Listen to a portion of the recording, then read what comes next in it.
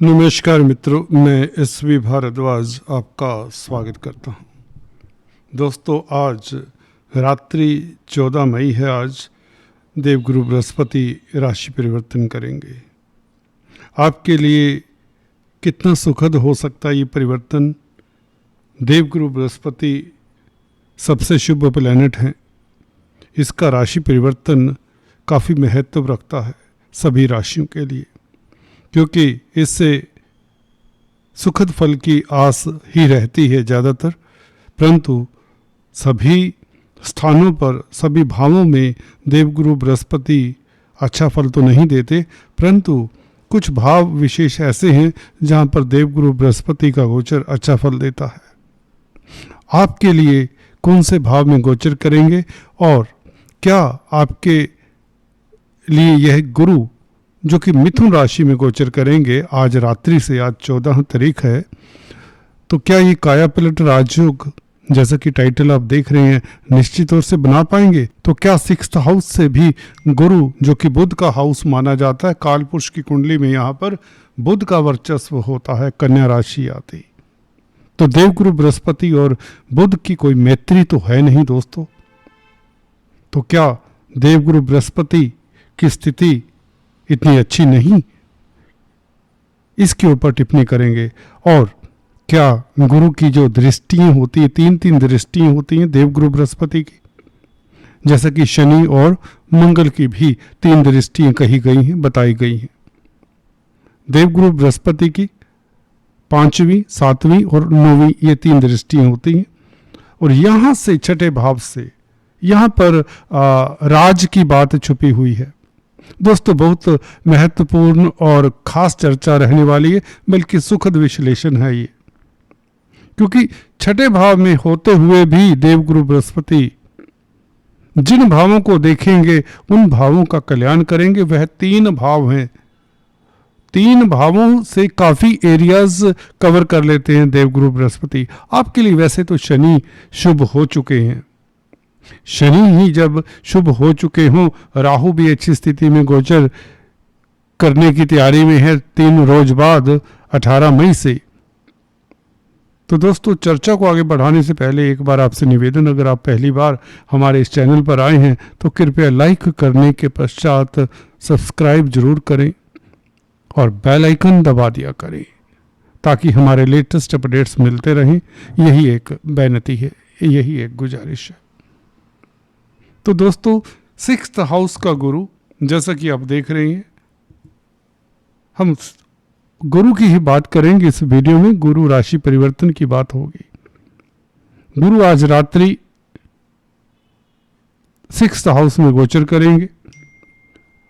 6ठा भाव, यहां पर गुरु नासाज होते हैं, इतने कंफर्टेबल नहीं होते, बता चुका हूं।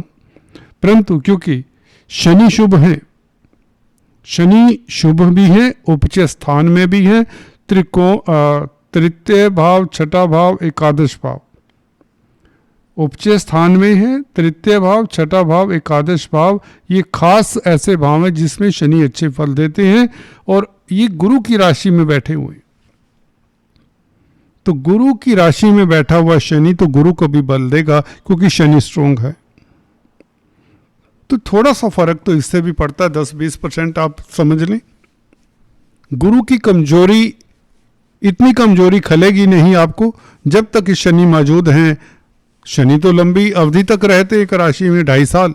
तो इसलिए गुरु का गोचर मिथुन राशि में, जो 6, 8, 12 भावों में, त्रिक भावों में कोई भी ग्रह कमजोर हो जाता है, कमजोरी हल्की सी कम तो शनि भी करते हैं।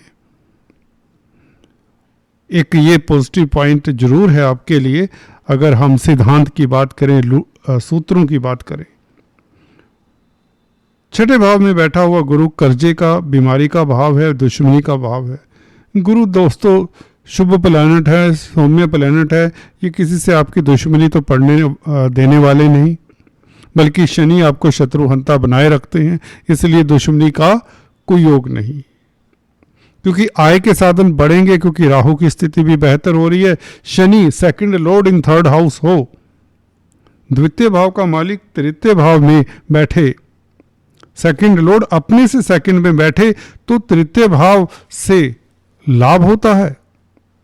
शनि से कहने का मतलब लाभ के धन आने के योग बनते हैं। और गुरु इस भाव में बैठकर कोर्ट कचहरी में अगर आप कामकाज करते हैं, वकील हैं, जजेस हैं, या किसी तरह का भी कोई संबंध है आपका कोर्ट कचहरी से, तो आपको उसमें सफलता जरूर मिल जाती है।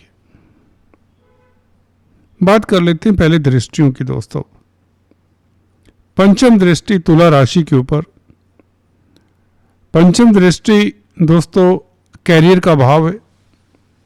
देखिए, गुरु की दृष्टि जहां पर पड़ जाए वहां पर शुभता ही शुभता और सफलता ही सफलता, तरक्की ही तरक्की। तो कैरियर में लिख लीजिए, आप नोट कर लीजिए, कैरियर में, कामकाज में आपको सफलता मिलेगी, भरपूर मिलेगी। कामकाज कोई भी करते हो, व्यापार करते हो, बिजनेस करते हो, उसमें नौकरी हो या नौकरी के योग बनाता है। कहने का मतलब अगर आप बेरोजगार हैं या कॉम्पिटिटिव एग्जाम्स की तैयारी कर रहे हैं तो उसके पश्चात आप सफलता भी पाते हैं कॉम्पिटिटिव एग्जाम्स में, और जॉब भी मिल जाती है। क्योंकि कैरियर के भाव को गुरु का देखना ही काफ़ी है। तो जिन जातकों का मकर राशि, मकर लगन वालों को कैरियर में दिक्कतें आ रही हैं, वो आज से कैरियर में जो आ रहे अवरोध दूर होते हैं।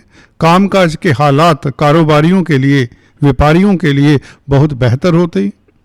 बल्कि मैं तो यूँ कहूँ कि आपका स्टेटस बढ़ता है। वो शनि भी इंडिकेट करते हैं तृतीय भाव में, और दशम भाव के ऊपर गुरु की ये पंचम दृष्टि ये भी बताती है कि आपका स्टेटस बढ़ता है, समाज में आपकी प्रतिष्ठा बढ़ती है। गुरु की दृष्टि जहां पर पड़े उस भाव को तार देती है। तो दशम भाव आपकी इज्जतमान का है, स्टेटस का, रिस्पेक्ट का है, कैरियर का है, कामकाज का है। तो आपका वर्क प्लेस बहुत अच्छा रहेगा। सुखद एनवायरनमेंट में काम करेंगे। आपको अब कोई तनाव नहीं होगा कामकाज को लेकर। बॉस बल्कि आपके कार्यों की सराहना करेगा। वैसे भी शुक्र का भाव है दशम भाव, और शुक्र आजकल तो उच्च के चले आ रहे हैं। तो इमीडिएटली 31 मई तक कह दें आपको बहुत बड़ा राजयोग मिलने वाला है, जिसकी चर्चा हमने पिछले वीडियो में भी करी थी। क्योंकि बुध की स्थिति भी बेहतर होने वाली है। 23 मई से लेकर 31 मई तक कोई लॉटरी इत्यादि के योग भी बनते हैं। क्योंकि राहु अभी बुध के नवांश में उच्च के चले आ रहे हैं मिथुन राशि में, और बुध ने जैसे 23 मई से राशि परिवर्तन करना है, तो आपके लिए स्थितियां बहुत सुखद कर देंगे। और गुरु भी यही बता रहे हैं। तुला राशि को देख रहे हैं, शुक्र की राशि को देख रहे हैं, शुक्र उच्च के चले आ रहे हैं, शनि के साथ हैं। तो राजयोग का निर्माण आज से ही, बल्कि उसकी एक स्मेल सी आपको आ जाएगी, एक भनक सी लग जाएगी आज से ही। आज रात्रि से ही 14 तारीख है, 14 मई है आज। तो गुरु का ये दशम भाव को देखना, शुक्र की राशि को देखना, शुक्र का उच्च के चले आना, और राहु का भी मिथुन नवांश में गोचर करना, गुरु से भी दृष्ट होना। धनेश, देखिए धनेश तो नहीं, धन के कारक हैं गुरु, और द्वितीय भाव को देखेंगे नवम दृष्टि से तो धन आएगा। नवम दृष्टि की ही चर्चा कर लें तो पारिवारिक माहौल आपका अच्छा रहेगा। परिवार में गतिविधियां, अगर आपका मकर लगन राशि है तो दोस्तों पारिवारिक मतभेद दूर होते हैं। कलह क्लेश का वातावरण अब नहीं रहेगा, मतभेद दूर होंगे। मांगलिक कार्य के योग बल्कि बनते घर परिवार में। आपका बैंक बैलेंस बढ़ता है, आपके एसेट्स बढ़ते हैं। गुरु का ये प्रभाव देखने को मिलेगा, और जमीन जायदाद प्रॉपर्टी इत्यादि बनने के योग भी बनते हैं। जी हाँ दोस्तों, और 12वें भाव के ऊपर गुरु की दृष्टि, विदेश में भ्रमण के योग बनते हैं। धर्म कर्म में आपकी रुचि हो जाती है। योगा मेडिटेशन से आपको लाभ होता है। आप सोशल वर्कर हो जाएंगे। अगर एनजीओ के साथ पहले ही जो नॉन गवर्नमेंट ऑर्गेनाइजेशंस होती हैं उनके साथ कामकाज कर रहे हैं तो आपका सम्मान भी होता है। आपको मौका भी मिलेगा। जो भी चैरिटेबल संस्थान हैं, मंदिर मस्जिद इत्यादि धर्म संस्थान जो भी हैं, मंदिरों के साथ आपका जुड़ना तय है। एटलीस्ट लगाव हो जाएगा अपने धर्म के प्रति। चैरिटी करेंगे, दयालु रहेंगे, लोगों के काम आएंगे, जिससे आपकी ख्याति भी बढ़ेगी और आपका स्वास्थ्य भी इम्प्रूव होगा। तो गुरु का प्रभाव 12वें भाव के ऊपर विदेश यात्रा के योग या विदेशी कामकाज में किसी तरह की दिक्कत है, वीजा की प्रॉब्लम है, तो उसमें भी आपको सफलता मिलती है। वैसे भी तृतीय भाव में बैठा हुआ शनि आपको यात्राओं से लाभ करवाता है। मार्केटिंग के व्यक्तियों के लिए ये समय शुभ रहेगा। और छठे भाव में बैठा हुआ गुरु आपको बैंकों से ऋण दिलवा देता है, क्योंकि बैंकिंग प्रणाली का कारक है देवगुरु बृहस्पति। तो गुरु की स्थिति आपके लिए काफ़ी सुखद है as far as aspects are concerned.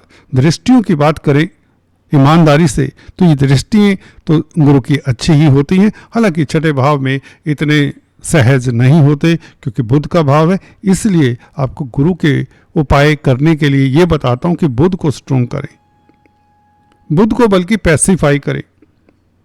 Green vegetables का दान करें बुधवार के दिन, गाय को चारा खिलाएं, छोटी कन्याओं को बिस्किट इत्यादि खिलाएं, डॉग्स को फीड करते रहें, बहुत अच्छा रहेगा। विष्णु सहस्त्र नाम का जाप करें बुधवार और गुरुवार के दिन, ये अच्छा रहेगा। आज दोस्तों इतना ही। Thanks for watching this video. God bless you all. Thank you so much.